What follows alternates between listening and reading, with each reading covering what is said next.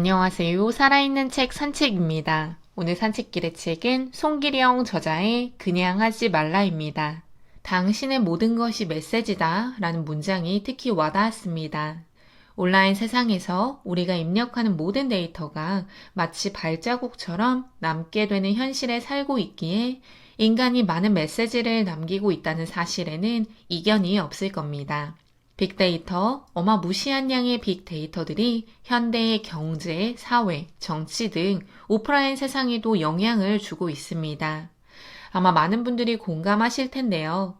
데이터들로 사람들의 행동을 예측하고 생각을 들여다보고 욕망을 관찰할 수 있기에 샤머니즘이 아닌 과학적인 근거로 미래를 예측할 수 있다고 이 책에서는 말하고 있습니다. 자동차가 더 이상 운송수단만의 역할을 하는 것이 아니라 차박을 할 수 있는 캠핑 공간이 되기도 하고 커피 머신을 집으로 들여 집이 카페가 되기도 하고 홈 트레이닝 기구를 구매하고 온라인 상에서 네트워크로 연결되어 트레이너와 이야기를 하고 집에서 홈 트레이닝을 하는 우리들의 모습들은 처음 본 것이 아니라고 합니다. 지금 일어나고 있는 일들이 본 적은 없지만 봤다고 착각을 하는 데자뷰라고 한다면 이 책에서는 그렇지 않다는 것입니다. 단순한 느낌이 아니라 지금까지 인간들이 온라인상에 남겨놓은 데이터들을 본다면 당연히 왔어야 하는 변화라는 것입니다. 인간들의 생각과 행동의 변화가 온라인 데이터로 충분히 보여지고 있었고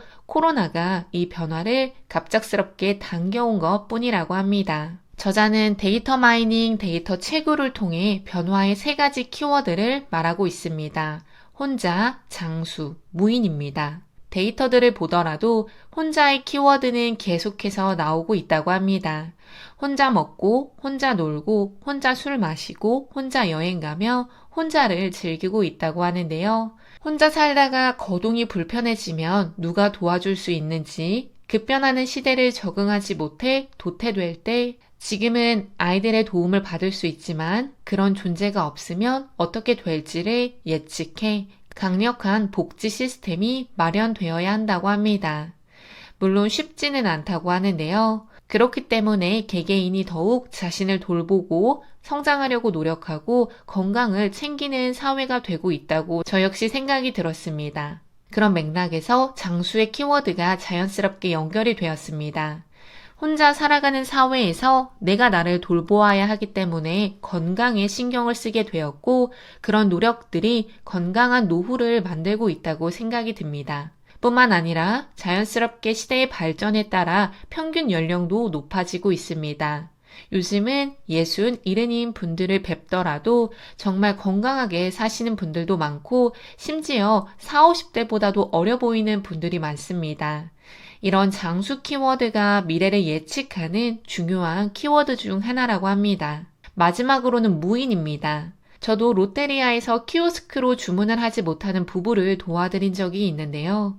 기술의 발달과 무인화를 수용하는 우리의 마음가짐이 앞으로 더 많은 분야에서의 무인화를 만들게 될 것이라고 합니다. 그럼 당연히 인간은 기계가 할 수 없는 일, 기계를 관리하는 일들을 찾아서 하기 위해 노력을 해야 한다고 생각이 들었습니다. 일어날 일은 일어난다 라는 문장은 인간이 남긴 데이터를 분석해서 예측을 할 수도 있다는 맥락이지만 저자는 다양한 분야의 전문가들을 만나면서 좋은 질문을 많이 받았기에 미래를 예측할 수 있었다고 합니다.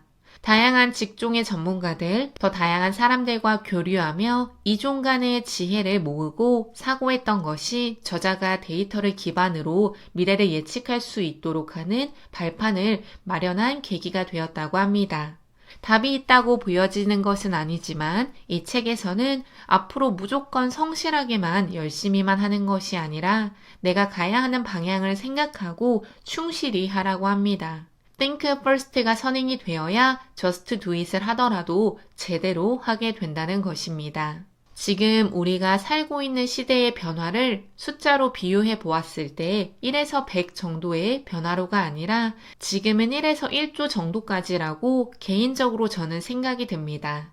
책에서도 나오지만 출근을 꼭 해야 하는지, 학교를 꼭 가야 하는지 근본적인 것들에 대해서 자꾸 질문을 하고 우리가 의뢰하던 것들을 하지 않게 되는 변화를 겪고 있기 때문입니다. 저자가 표현한 가치관의 액상화라는 말처럼 액상화란 지진이 일어난 후 지반이 약해져서 기존의 건물이 서 있을 수 없을 정도로 흔들리는 상태를 말한다고 합니다. 코로나라는 강진이 땅을 흔들어 놓았고 심지어 강도 높은 여진들이 지속되며 우리가 가지고 있던 지반들, 가치관들이 흔들리기 시작했다는 것입니다. 땅이 무너지면 건물 전체가 무너지게 되니 건물을 다시 세우든 운동장을 만들든 공원을 만들든 우리는 처음부터 새롭게 다시 생각해야 합니다. 우리가 일반적으로 하는 것들이 무너졌으니 생각을 다시 하고 일을 제대로 하자는 것입니다. 이런 새로운 생각과 행동이 모이게 되면 또 다른 올바른 사회적 합의가 이루어질 수도 있습니다. 무조건 투쟁만 외치는 것이, 무조건 파업만 하는 것이, 무조건 시위만 하는 것이 답이 되지 않을 수 있습니다. 환경이 변했기 때문에 당연히 적응해야 합니다. 책에서는 환경이 바뀌면 규칙이 바뀐다고 하는데요. 환경은 변했는데 규칙이 바뀌지 않았기 때문에 사람들이 많이 힘들어합니다. 제가 들 수 있는 예시는 교육 환경이 변하고 공교육 교사들이 오프라인 수업을 하던 환경에서 온라인 수업을 하는 환경으로 변해가고 있는데 오프라인 수업을 그대로 온라인에서 하고 있으니 아이들도 지루하고 교사들도 힘듭니다. 전면 등교를 이야기하고 있지만 이미 코로나로 인해서 원격으로 돌리는 학급들도 많다고 하는데요. 이런 것들만 보더라도 우리는 피보팅이 필요합니다. 책에서 피보팅이 필요하다고 하는데 꾸준히 전략을 수정해야 하는 피보팅을 통해 자기가 지금까지 경험했던 것들을 고려하고 경험을 고수하는 것이 아니라 도움을 얻어 새로운 환경에 적응해 나가며 성장하는 것을 이야기하고 있습니다. 적응을 위해서도 데이터는 필요한데요. 온라인상에서 다른 사람들의 이야기를 듣기도 할 테고 외국의 어떤 자료를 보기도 하며 우리가 새로운 세상에 어떻게 적응해야 하는지 등을 생각할 수 있는 기반을 만들어야 합니다. 이때 필요한 것은 이성적 사고, 과학적 사고라고도 합니다. 휘둘리지 않고 정확한 데이터를 기반으로 자기의 이성적인 사고와 그간의 경험을 고려해 우리는 지금 적응할 수 있도록 계속해서 개인적인 노력을 해야 합니다. 행복하세요를 물어보면 갑자기 기분이 나빠지는 것은 대한민국 사람들이라고 합니다. 물론 다는 아니겠지만요. 개인적으로는 왜 기분이 나빠지는지 잘 모르겠습니다. 성과보다는 마음, 자신의 행복을 더욱 추구하는 시대가 왔다고 하는데요. 나중에 잘 먹고 잘 살기 위해서가 아니라 지금 오늘 하루 행복하면 됐다라는 생각으로 행복을 추구하는 방법이 바뀌고 있다고 합니다. 그럼에도 불구하고 사람들은 현실 자각 타임, 현타를 느낀다고 합니다. 오늘 하루 행복했다고 이야기했는데 갑자기 집에 가는 길에 행복하지 않다면 책에서 이야기하는 것처럼 콘서트를 다녀왔는데 갑자기 콘서트에서는 엄청난 행복을 느꼈지만 끝나고 난 뒤 현타가 온다는 것입니다. 콘서트에 있던 내 모습은 분명히 행복에 젖어 있었는데 그것이 끝나니 행복도 끝난다고 생각을 하는 것이라고 합니다. 그래서 행복을 유지하는 방법, 현타를 없애는 방법을 책에서는 질문하고 있습니다. 주관적 안정감, 개인이 얼마나 행복하다고 느끼는지는 하나의 기준을 세울 수 없고 모두 다르기 때문에 아마 이 질문에 대한 대답은 자신만 할 수 있지 않을까 싶습니다. 내가 하는 말이 모두 메시지고 내가 만드는 것이 모두 메시지고 내가 만드는 네트워크가 모두 메시지가 될 수 있습니다.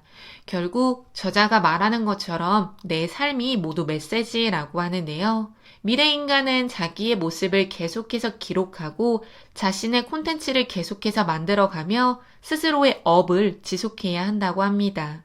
또 자기만의 프로파일을 꾸준히 만들어야 한다고도 강조하고 있습니다. 이때 우리에게 필요한 것은 진정성이며 진정으로 내가 성취한 것을 나의 프로파일로 업로드 시켜야 한다고 합니다.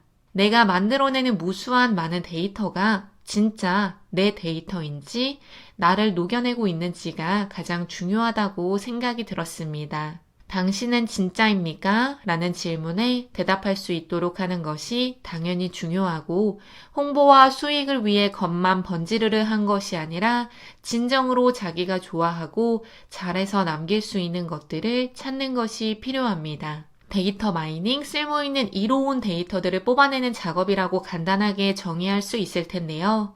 인간에 관한 의미 있는 데이터를 모은다면 아마 어떤 분야에서든지 도움이 될 것입니다. 하지만 인간이기 때문에 또 다른 변수들이 많다고 저는 생각이 들었습니다. 제가 공부하고 있는 분야에서도 데이터 마이닝, 특히 EDM이라고 불리는 에듀케이셔널 데이터 마이닝이 부상하고 있지만 데이터가 모든 학습자들을 예측할 수는 없다고 생각이 들었습니다. 데이터 마이닝, 데이터를 통한 예측에 너무 많은 의미를 부여하게 된다면 오히려 문제가 생기게 될 것이고 알고리즘의 편향처럼 데이터 역시 편향이 생길 수도 있기에 인간의 직관, 인간이 데이터를 올바르게 활용할 수 있는 능력을 키우는 것이 꼭 필요하다고 생각이 듭니다. 오늘 산책길의 책은 그냥 하지 말라였습니다.